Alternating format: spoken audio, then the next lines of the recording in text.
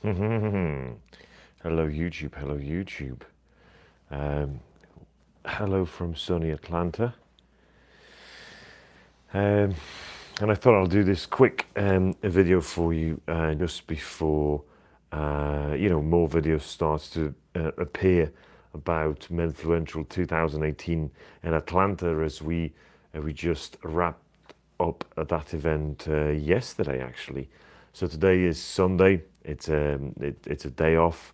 We are still in Atlanta, sort of packing and getting ready to go back to Liverpool. But of course, what's my first thoughts about Menfluential? It was different this time. It was different this time for me because I there to sort of promote our products, promote ourselves, and promote anything else related to Men's Finest.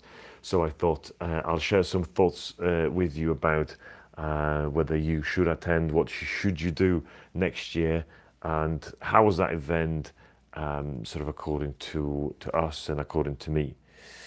Um, hey, Fragrance Split. So basically, what I'm trying to do in this short video is basically tell you all about it. So how did we sort of got involved in this event, and how was it for us?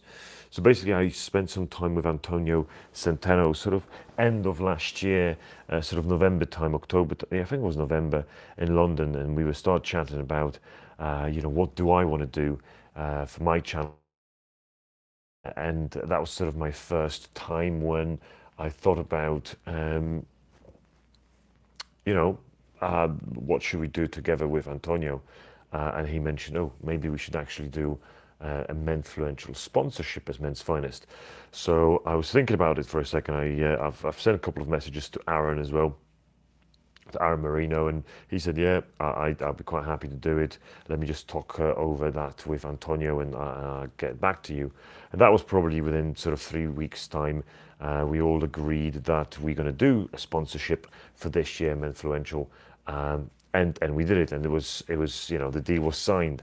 And then we start to sort of prepare for that, and we had to make sure that everything is kind of the way how we want it in terms of setup, in terms of what sort of products we taken with us, because this time around we thought we actually going to do not only the accessories, which is obviously the game that we've been in for the last sort of 3 years, but also we're going to start sort of doing the made to measure and see how America reacts to us, and how do we do this together with the big influencers.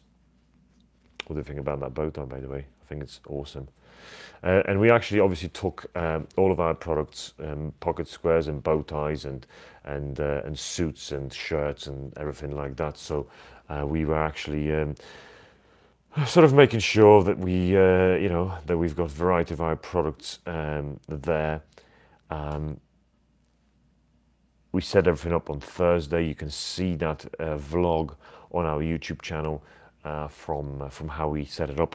Um, and then it was 2 days event, and oh boy, was that different than what we had before on last year. Because on last year I was just so I would just high five everyone. I would talk to whoever I wanted. I would, do interview with Aaron, do interview with Raphael Svenschneider. I would do interview with other guys who I wanted to talk to and do a bit of interview with. And this year was different because this year we obviously had a stand. We had two big tables, so my wife was there and myself, and we were trying to sort of make sure that we serve our clients well. So that was very interesting from that perspective, to see how different level of energy you have to have in order to actually to actually do well, and making sure that everyone is happy with our service. And I remember sort of towards the end of the first day, with me and my wife just both look at each other thinking, shit, that was exhausting, but we've got another day of that, which is different. do that kind of thing, because it sort of opens your eye for how difficult it is to actually exhibit products on such a busy event as Menfluential. So we sold, long story short, we sold nearly all of our products there. I mean, we sold all of our pocket squares, which must have been maybe 20, maybe more, maybe 30 actually. We sold probably a bit more bow ties. We had lots more bow ties to sell. There is still few left, so we're going to be bringing them home. We sold few suits, we sold few shirts, so all of that sort of went well. The point what I'm making this video is to also tell you about why you should attend or you shouldn't attend next year, because I think next year it's going to be even bigger, even better. They're going to figure out a lot more things that people can do. And last year there was 3 or 4 sponsors. This year was like 7 or 10 sponsors, obviously, so that's growing as well. So Menfluential is growing all the time, and you can tell that majority of people are going there for Antonio and Aaron because that's who they know, from online. But there is actually a huge surprise for those people who go just for those 2 guys. When they arrive there, they actually realize that there is a lot more to it. There is a lot more guys like them. There is a lot more guys thinking about style, thinking about men's stuff, men's life. How easy or difficult it is to be a father. How easy it is to difficult to be a provider. How easy or difficult it is to sort of talk about men's depression and things that we struggle with. So all of a sudden, I think Antonio and Aaron made a very bold move from changing that conference from StyleCon to Menfluential, because StyleCon was about style. There is a lot less about style these days. There is obviously, lots of peacocking going on and lots of, good outfits. But boy, if you come in with a sort of super casual t-shirt and sports jacket, or even like leather jacket and some boots, no one's obviously A, going to judge you, but B, you're going to be like as comfortable as anyone else. So definitely suit isn't the only attire at Menfluential. So that was a positive relief. And also the guys, there, like whoever came there for the first time, they always seems to be thinking that they're going to be stressed and there's going to be lots of people, they don't know, and they're going to have to talk to them. But before they know, they speak to 1, 2, 3, 5 guys, and all of a sudden you've got relationships that are going to last. Influential. So I'd say probably 30% of people there were from last year, which is good. But there is obviously lots more newbies. So newbies are good because they obviously bring a fresh perspective and fresh blood into the system. So I think Aaron and Antonio hugely appreciated that.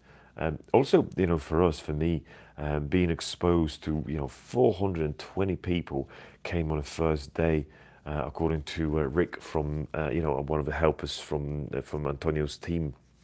Like, that's amazing, and 80% of them probably came and said hello and visited our stand, and got measured if they wanted to go and be serious about their measurements and make to measure stuff. So yes, that was very good. Hello, Danny. You about is the sort of made to measure situation, because we had I'm not going to say we had to turn down some made to measure people, but what I wanted to make sure that people realize is, and that's just a message in general to everyone, it's like, if you want to have a made to measure suit, you need to start to think about it way before you come to events like this. Meaning, it cannot be just a split moment, a decision that you make during the conference, if you know what I mean. Like, it has to be a process that you start in your head, and you're talking to your peers and your wife and your girlfriend and your or whoever and your inner self, about, like, what do you want? What do I want to create? What's the sort of suit that I want? Etc. So starting that process way before you come and see your tailor. So I've actually had to talk out maybe at least 10 people making the first custom suit because either A, they were like, oh, can I have it on finance? Can we do some deal where we pay you half? That I was like, no. And you need to commit. You need to make sure you know what you're getting, but also you need to make sure that this is a well thought decision. So I basically gave them a very good advice about where should they go and what should they do. But made to measure is what I call level 10. So when you start, with your suit, you maybe go to thrift stores or eBay, or you're trying to grab a good deal. Then maybe you can go to places like Suit Supply, or any sort of places of a higher ready to wear. Then you maybe start looking into, okay, what Suit Supply doesn't give me. Maybe you outgrown your Suit Supply after half a year and a half, and then you're like, okay, I made to measure because Suit Supply doesn't give me custom lining. Suit Supply doesn't give me, shirts with the concealed button so my collar can be, like Suit Supply doesn't give me those things that my custom suit gives me. So that's where it's time for a made-to-measure suit, when you sort of reached all of that sort of potential from ready to wear, and you're going into this made-to-measure realm. So that's what I always say to people about made to measure. It needs to be a good process, and we are there to help. Made to measure tailors are there to help, to understand what's possible, what's not. What should you be looking at? What are alternatives? If you've got $600 to spend, you shouldn't be going online for any sort of custom made suit made in Hong Kong, because it's never going to come out right. Save up, double that, and then come and see custom tailor. So, guys, final thing, I will be doing loads more information about Menfluential. I'm going to be editing a video from Menfluential day one and day two combined. We're also going to be probably doing some promo on some products that we received. So that was very nice from some of the guys, and I want to pass that on to you. We also going to do lots of corporations. Like, this is one of the things for Menfluential, that in one room you've got like 400 people like-minded. Some of them got business, some of them got big businesses, like 10 million pounds turnover. You know, but it's like, how do you then go and use that knowledge and use their contacts and use their stuff to perhaps engage and create some valuable conversations. So it's far more than just doing your thing. Oh, I've just seen that Antonio Centeno popped on the Facebook group that he's live as well. So some of you may want to jump there and go and see his stuff. The Lycan 238 says, hi, Men's Finance. I got 2 fragrances yesterday. Happy with them. Very good. Well done. Danny G, Shema. Satoshi saying, no offense, but how do you justify that credibility as made to measure business, having no experience tailoring and fashion before? How do you justify credibility as an MTM business, having no experience in tailoring and fashion before? Are you asking about my lack of experience? I don't know what the question is. Yeah, so you know, I think you should go and have a look into all the possible self down in Menfluential 2019, I guess. And how do you then um, sort of justify the cost to fly over here and be here? Because I've heard people sort of starting a business or thinking about starting a business, and someone is thinking about a Kickstarter campaign, and how do you do that? And before you know, there is like 3 guys at your table when you're sitting and talking to people, where they start a Kickstarter campaign and it was successful. So and you connect with them, you ask them questions, and all of a sudden it, crazy situations can come out of that. So I would I would consider sort of doing thinking about Menfluential as a sort of platform to get you to people that normally would be very awkward and difficult to get. So Yes, okay, so that's what I mean. As you would do the measuring and alterations on customers. Well, time will tell. Time will tell how many years of experience do you actually need to be able to do that thing. Time will tell because maybe, yeah, I've measured people. I've made suits for people. I made shirts for people, and that conference is in the first place, and they are not our first customers that we actually doing the made to measure for. So, there is a lot more people out there that are far more experienced than we are. But guess what? We are the only made to measure company at that conference measuring people. So, go figure that one out. Um, so yes, we'll see. Maybe all of those suits and shirts going to look absolutely terrible on people after only one event. Who knows? We'll see what happens. How is your business going, guys? Anyhow, let us know. Um, if there is any other questions about Menfluential or any products, I was actually very interested because I met two guys from New York. They've got like 7 stores in New York. They're doing sort of made to measure business as well, but they're doing that in Hong Kong and shipping costs and things like that. And before they want us to come over to their store and do something for them, and it's and we're talking about products and doing the sort of made to measure ties and bow ties and special designs for them in terms of pocket squares, made in UK or made in Italy or wherever they want it to be made. So it's far beyond just as a sponsor and as a helper. So that was very very interesting from our perspective. So that was great. Um, what else I want to say? Ah, yes, and obviously one of the biggest help was the fact that actually my wife was there as well. So I think she was petrified going into the event because you kind of think that it's going to be a PT like event, and PT is so different from Menfluential because it's just a different mentality, and my wife didn't enjoy PT that much.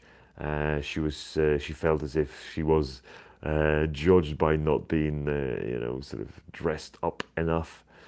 So I know when we came here and she talked to everyone talked to her. We like, there was guys who have got like and turnover businesses that we sat there with them and we chatted about how they can help us grow. But like seriously, they were not. I mean, there was one table of like bloggers and Instagram influencers. That was very interesting because all of these guys, they were like 600,000 million in subscribers on Instagram, and none of them have got a business. That was very sort of interesting. Like they've got like business in terms of like, oh, they are videographer as well as Instagrammer, or they're copyright. Like they had a job, but that was very interesting to see that the business side of thing for some of the big guys like doesn't exist. Like that was very very interesting as well.